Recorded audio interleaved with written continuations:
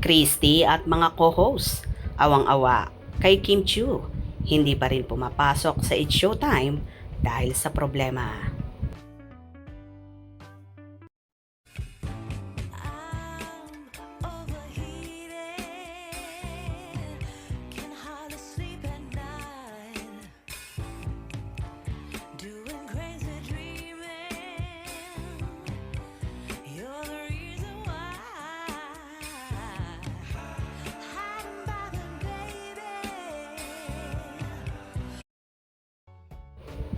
Naging usap-usapan nga sa channel ng Showbiz Now na ni na Christy Permin kasama ang mga co-hosts na sina Romel Chica at Wendell Alvarez, ang kapamilya at queen of the dance floor na si Kim Chiu.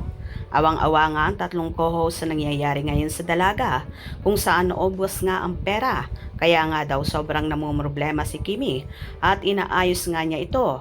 Kaya din daw hindi siya namamataan or pumapasok sa noontime show na It's Showtime. Isa pa dyan, nabanggit din ng mga co-host na kahit nga daw ang condo unit ng actress sa Cebu ay pinapaupahan na para daw makakolekta ng pera at makadagdag. Malaki rin kasing pera ang nawala sa dalaga na hindi biro at lahat pinaghirapan niya yon. Siyempre, abang ko na, 10,000 na lang ang natira. At saka ito, di ba, naapekto na rin si Kim kasi hindi siya pumapasok kasi inaayos niya yung mga problema Pati yung condo niya sa Cebu pinarerentahan na lang para siguro yung bayad sayang mapakinabangan, diba? Dagdag din yun. Nakakaawa naman, At saka yung ganyan, sa dami-dami ng mga tao naglalaro sa mga kasino, imposibleng mailihim yan eh. Ay, oo, diba? Lalo na pang mga public na ganyan, maraming tao. Tama yung hula kay Kim. Sarili mo pang kapatid ang sisira sa inyong magandang samahan. Kawawa naman si Kim. Pinaghirapan niya lahat tapos yan ang nangyari sa kanyang negosyo. Dapat pinahalagahan din ni Ate Lakam. Wala na ngang pahinga para lang kumita ng pera para naman sa kanilang sarili. Tapos naman, siguro ang obligasyon ni Kim sa mga kapatid niya. Dapat ang papa nila ang namamagitan para magkaayos ang dalawa. Ang maganda dyan, ikaw na mismo Kim ang hahawak ng pera mo. At iba pang mga properties mo. Dapat lang naman talaga na i-audit para malaman mo kung ano ang nangyayari. Magdasal ang maraming Kimpaw para sa kaayusan ng problema ni Kimi. San ba nakatira sila Kam?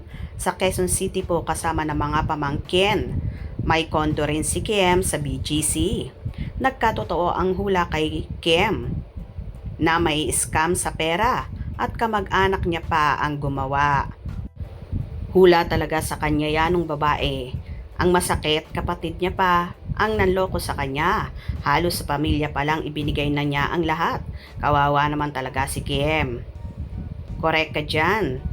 Dapat talaga i-audit ni Kim ang kanyang mga pinaghirapan. Mahirap talaga kapag totoo ito. Mahirap nang ibalik pa ang itiwala sa itinuturing niyang magulang. Sobrang sakit na nalulong talaga sa sugal. Ganyan ang nangyari, diba?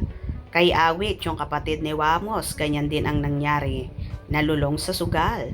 True, mga toxic ang mga tao, walang alam kundi magpakalat ng fake. Totoo yan, kilala yan ng boss ko. Lakas magsugal ng kapatid ni Kim. Rest siya kaya, wala siya sa Showtime, pinag-rest siya ni Paulo. Itong mga fake news peddlers na to, walang magawa sa buhay. Wala naman kayong alam dahil wala naman sinabi si Kim. Huwag pakialaman ang mga bagay-bagay at lalong higit ang buhay nila. Kawawa naman si Kim, babalik din yung grasya sa'yo. Sira ulo pala nila Kam. Hindi na dapat pagkatiwalaan, hindi na naawa kay Kim. Halos trabaho na lang ang inaatupag tapos wawaldasin lang ang pera. Tapos baka iwanan pa ni Pau. Kawawa talaga.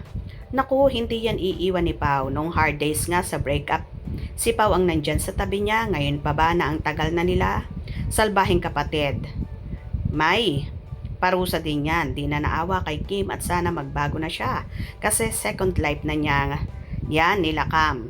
Kung ganyan lalong tumitigas ang ulo after makoma, sana din na lang tinulungan ni Kim noon. Well, kung totoo man ang mga balitang kumakalat between Kim and Ate Lakam, sana naman maging maayos sila at talagang kawawa si Chinita Princess na halos wala nang ang pahinga sa trabaho. At ang alam lang ay magtrabaho at magbigay ng mga bagay-bagay sa kanyang pamilya. Kaya Kimi, isip-isip din pag may time. Sarili mo naman ang i-focus mo ngayon at tutukan at mag-settle down ka na rin para mabawasan ang iyong pasanin at obligasyon sa iyong pamilya. Binigay mo na lahat ang pinaka-the best mo at tama na yon. Hope you enjoyed. Please subscribe for more info.